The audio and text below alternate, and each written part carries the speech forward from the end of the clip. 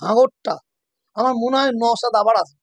Vote যদি করতে দেওয়া হয় নওশাদ আবার আসবে, ও আরো 2-4টা সিট পেতে পারে। ভাঙরটা তো মুসলিম এলাকা, তো মুসলিম এলাকা, তো ওখানে যা মরবে সব চাচা মরবে। লিডার তো বলছে 5টা মরলেও মরবে আমার দলকে জিতানো।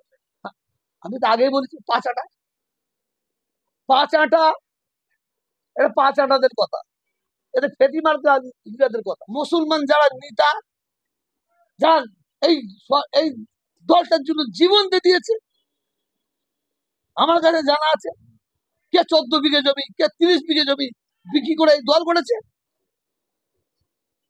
তাদের ডানা কেটে দেওয়া হচ্ছে। মুসলমান অধিকাংশ জায়গায় মুসলমানদের কোনো জায়গায় নেই। এটা মমতা ব্যানার্জি জানতে হবে। আমি যে খবরটা বলছি একদম পারফেক্ট খবর বলছি। হাওড়া জেলায়, হুগলি জেলায়, 24 পরগনা, 2 24 পরগনা, মালদা, মুর্শিদাবাদ, যেসব মুসলমানরা মমতা ব্যানার্জির জন্য জান দিয়ে প্রাণ দিয়ে লড়াই করে এই দলটাকে নিয়ে এসেছে, সেই মুসলিম গুলোকে এমএলএ, এমপি, সভাপতি এরা মানুষ মনে করে না, তাদের ছেড়ে বাদ দিচ্ছে। আর যদি কোনো কথা বলে তাহলে মিথ্যা কেস দিয়ে জড়িয়ে দিচ্ছে, মিথ্যা কেস দিয়ে জড়িয়ে দিচ্ছে। এটা মমতা ব্যানার্জিকে লক্ষ্য রাখতে হবে, কারণ উনি বাংলার অভিভাবিকা, উনি বাংলার অভিভাবিকা। ওনার কাছে হিন্দু থাকবে না, মুসলমান থাকবে না, খ্রিস্টান থাকবে না, শিখ থাকবে না, তবেই তো উনি মুখ্যমন্ত্রী। আচ্ছা, জগন্নাথ মন্দির হবে, মসজিদ হবে না কেন? আমার হিন্দু ভাইদের ছুটি দেওয়া হবে, মুসলমান ভাইয়েরা কি অপরাধ করেছে, মা বোনেরা কি অপরাধ করেছে, কি অন্যায় করেছে? খ্রিস্টানদের যখন অনুষ্ঠান হয়, গোটা কলকাতা সাজানো হয়, গোটা কলকাতাকে সাজানো হয়। আমাদের ঈদের সময় সাজানো হয়নি কেন? দুর্গা পুজোর সময় গোটা কলকাতাকে সাজানো হচ্ছে, আমাদের ঈদের সময় সাজানো হয়নি কেন? কেন সাজানো হয়নি? এবারে পুজোতে পানি 1 ঘন্টা বাড়িয়ে দিয়েছে এবং বিদ্যুৎ মুকুব, বিদ্যুৎ মুকুব মুকুব করে দিয়েছে।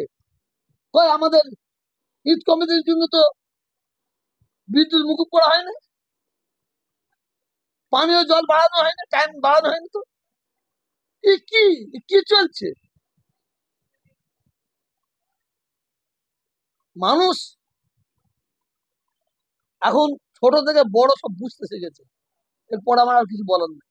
2021-এ মুখ্যমন্ত্রী বলেছিল যে নন্দীগ্রামে আমার ভোট চুরি করে আমাকে হারানো হয়েছে, সেখানে শুভেন্দুর বিরুদ্ধে কোনো অবজারভার নাই, কিন্তু ভাঙড়ে নওশাদ সিদ্দিকীর বিরুদ্ধে স্পেশাল অবজারভার। তিনি কি বিরোধী একটা মুসলিম নেতা বলে তার বিরুদ্ধে এই অবজারভারটা হলো? সেটা আমি বলতে পারবো না, ওখানে আমি বলতে পারবো না, ওটা পলিটিক্যাল ব্যাপার, ওটা পলিটিক্যাল ব্যাপার।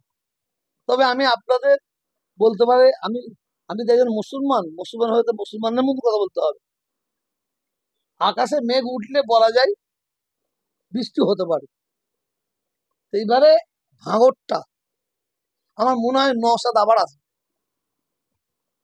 ভোট যদি করতে দেওয়া হয় নওশাদ আবার আসবে, ও আরো 2-4টা সিট পেতে পারে, এটা আমি বলতে পারি। এরপরে বলতে পারি কংগ্রেসের খাতা খুলবে যদি ভোট করতে দেওয়া হয়, সিপিএম এর খাতা খুলবে, খাতা খুলবেই যদি ভোট করতে দেওয়া হয়। তবে হ্যাঁ, সব মেরে কেটে হয়তো এই সরকার ক্ষমতা থাকতে পারে, সব মেরে কেটে সরকার ক্ষমতা থাকতে পারে, কিন্তু এককভাবে রাজ হবে না, এটা আমার মনে হচ্ছে।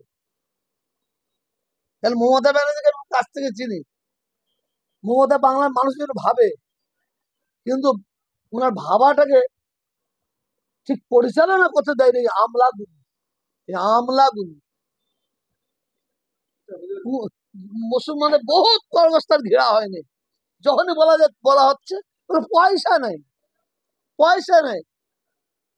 মাদ্রাসা পরীক্ষা হয়ে গেছে, পরীক্ষা হয়ে গেছে, তার রিজেল্ট আউট হয়নি, তার রিজেল্ট আউট করেনি, পয়সা নেই, পয়সা নেই। যেসব মেজরিটি এলাকায়, আমি আপনাদের সোশ্যাল মিডিয়া আরেকটা দাবি রাখছি, যেসব মেজরিটি এলাকায় মুসলিম বেশি মেজরিটি আছে, সেই এলাকায় পশ্চিমবাংলার সরকারের কাছে আমি দাবি রাখছি প্রত্যেকটা জায়গায় একটা করে ইংলিশ মিডিয়াম স্কুল করে দেওয়া হোক, একটা করে ইংলিশ মিডিয়াম স্কুল করে দেওয়া হোক। কেন করা হবে না? অকাবের জমি আছে, অকাবের অর্থ আছে, কেন করা হবে না? এটা আমার দাবি থাকে। মুখ্যমন্ত্রী সবসময় বলে মুসলিম ধর্মের মুসলিম ধর্মের। কিছুদিন আগে মালদায় এক ফেরিওয়ালাকে মুসলিম হওয়ার জন্য তাকে কুপিয়েছে, এবং বেশ কিছুদিন আগে ক্যানিং তাল দিকে এক যুবককে টেনে হিঁচড়ে খুন করে দেওয়া হলো। দেখেন কে কাকে কোপাচ্ছে, কে কাকে গুলি করে মারছে, সেখানে তো সেখানে মুখ্যমন্ত্রী পাশে পাশে দাঁড়িয়ে ছিল কি? মুখ্যমন্ত্রী পাশে দাঁড়িয়ে নাই তো। এখানে মুখ্যমন্ত্রীকে দায়ী করছেন কেন আপনি? আমার ফুরফুরা হিসেবে একজনকে যদি কেউ কুপিয়ে মেরে দেয়, কেউ গুলি করে মারে, এখানে আপনি মুখ্যমন্ত্রী দায়ী করবেন কেন? আপনি দায়ী করতে পারেন প্রশাসন ঠিক মতো পদক্ষেপ নিচ্ছে কেন? প্রশাসন যারা অন্যায় করেছে তাদের ঘরে অ্যারেস্ট করে শাস্তি দিচ্ছে কিনা সেইটা দেখতে হবে। কিন্তু প্রশাসন চালাচ্ছে তো মুখ্যমন্ত্রী নিজে। আবার আমি কি কথাটা বলবো বুঝতে পারলেন না আপনি? কোথায় মার্ডার হচ্ছে, কোথায় কুপিয়ে মারছে, সেখানে তো মুখ্যমন্ত্রী চুলো বসে নাই, দেখলে বাধা দেবে।